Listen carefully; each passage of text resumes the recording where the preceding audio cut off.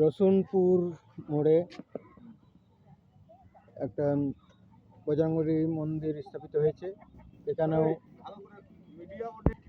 এই রামনবমীর দিনে এখানেও উৎসব আয়োজন করা হয়েছে।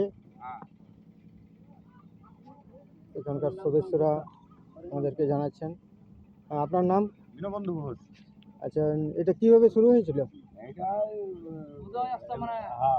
নামটা প্রথম থেকে শুরু কিভাবে হয়েছিল? ওইভাবেই হয়েছিল। কত বছর হলো? এই প্রায় 25-30 বছর হইল। আচ্ছা, মন্দির কতদিন হলো এই করা? মন্দির হয়ে গেল প্রায় 8-10 বছর নাকি।